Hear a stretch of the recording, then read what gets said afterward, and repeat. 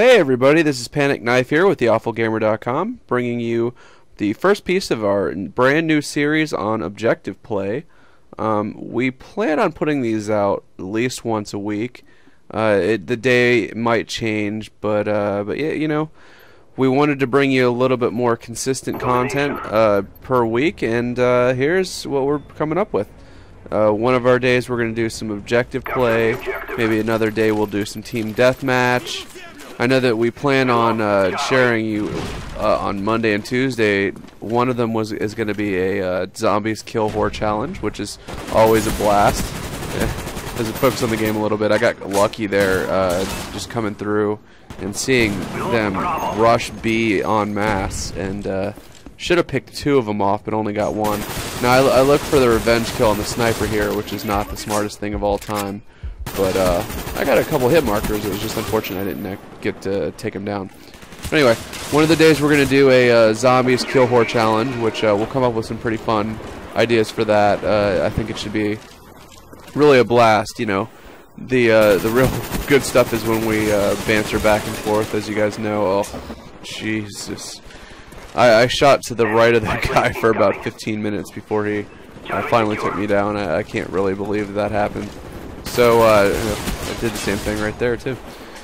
That guy pretty much owns my life the entire match, and it's really funny because he only finished something like, I don't know, like 19 and 17. It wasn't anything ridiculous, but he probably got half of his kills off of me.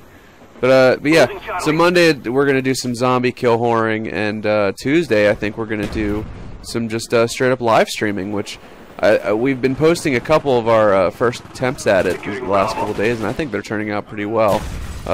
You know, Eno and I, obviously, we're pretty decent friends, sometimes anyway.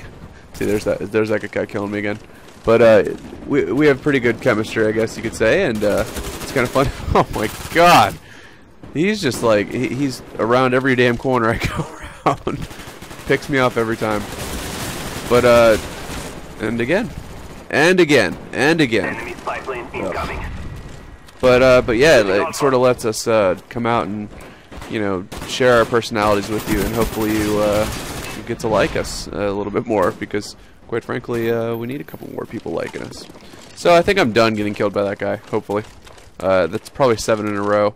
And as you can see, this isn't exactly the greatest start to a game ever, but what we're going to focus on in this this first video here is basically movement.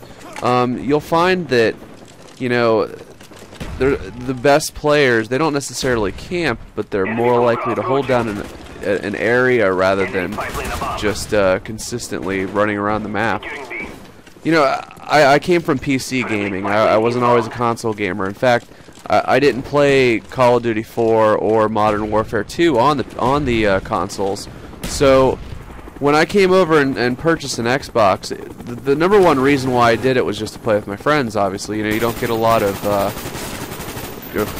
there's a red dot right behind me. I don't know what I'm doing here. I think I notice it and see that there's a guy there. If he had just come around the that's that ass clown too. If he had just come straight at me, he probably would have killed me right away. But yeah, I came from PC gaming, and you know, I never played these games on the console, and really that was a huge hindrance to me, because I was able to really, you know, quick shot people pretty easily on the PC. I was a 1.0 to, you know, 1.25 or so KDR type of player. And by the way, this is a great example of what I'm talking about in terms of holding down an area. I got really lucky right there, but you know, I get a couple kills, move on to another place. This spot right here, especially on WMD, is a good way to hold down the back side of B.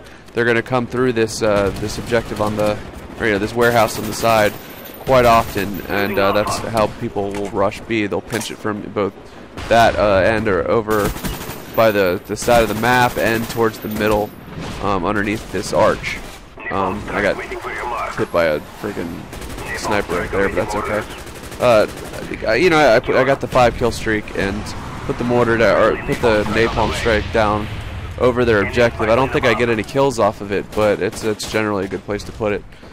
But anyway, you know, I used to run and gun a lot playing on the PC, mostly because you know, I was able to run around and quickly move from person to person, and it would have let me to you know, really get consistent kills and that sort of thing. But when I switched to a controller, I was not nearly as quick, and as you can see, I often am a pretty scattershot. So what do you end up doing?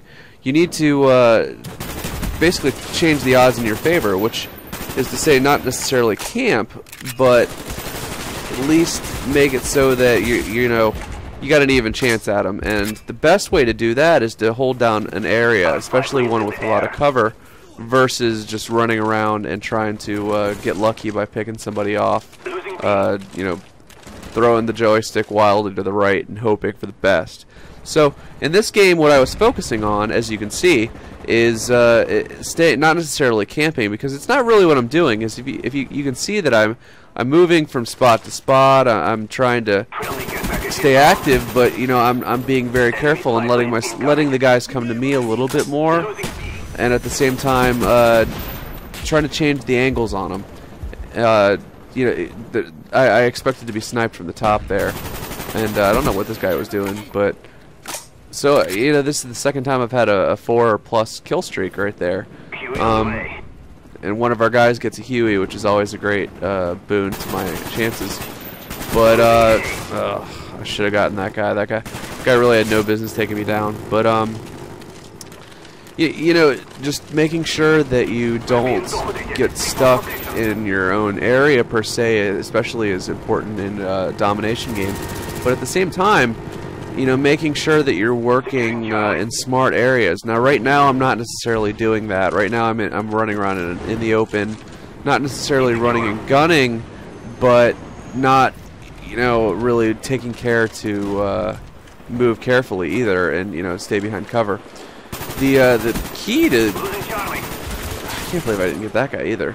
Really, I had the jump on him the entire time. It's kind of sad that I didn't get him. This is what I'm talking about, though. You know, I don't have the greatest shot. That guy walked right up to me. I was trying to kill some guys that were not looking at me at the expense of a guy that was looking at me. I guess whatever. So we're actually losing this game, which is, you know, it's kind of understandable considering I've been killed 15 times by one guy. But we had A and B taken down for a long time, and I think we even dominated at one point. In addition to that, we had a guy with a chopper gunner. We really have no excuse to be losing. Oh, good lord. So, I actually put a good shot on that guy, snuck up, you know, that staircase and was able to get him. But, you know, he was able to second chance me, which is, again, that's really my own fault for not being able to shoot. My own teammate kind of scared me right there. Again, though, you know, I'm looking to hold down B. Hopefully, you know, I was hoping that my team would sort of proceed forward with the lack of pressure from the rear there, but they didn't. So there's that guy again. I really should have been able to pick him off. I was under good cover there. Again, still just working behind cover, trying to hold down one position. You know, don't stare at one place at the same time for a long time, but make sure that you... God! I mean, it was getting really old. That guy kept killing me. I guess that's old MLG Pan1cKnife over here. But I finally pick him off right there. I think this is the only time I actually get him in this entire game. Yeah, but yeah, I'm in pretty good cover here. I was overlooking B, which I got unfortunately mortar strike. But you know, just making sure that you don't run around the map. Just try to make sure that you're moving from cover to cover, overlooking transitional areas where guys are going to be likely to run through. Like this area right here going towards B. It's a great spot to pick people off. And you know, make sure you're utilizing what the game gives you in terms of cover. Now this game's coming to an end. We're probably gonna get crushed. But I'm working my way up to try to make perhaps a backdoor capture on C. But it's probably not meant to be. I see that guy and pick him off for the final kill cam, which is nice. But unfortunately, we ended up losing this game. One of the things that obviously we're gonna talk about at some point is really attacking the objectives and that sort of thing. But you know, this could have been a lot worse of a match. As you saw, I wasn't really shooting that well. I was getting picked off by that one guy every other 5 minutes or 5 seconds, and you know, I could have really gone with like a 5-20 type match, but instead I was able to come pretty close to even and provide a little bit of support to my team, which is really what an awful gamer like me seeks to do. You know, you don't want to make it so that you're a complete detriment to your team. So I would highly recommend learning to play within yourself and stay moving smartly. Anyway, with theawfulgamer.com, this is Pan1cKnife. Have a great night.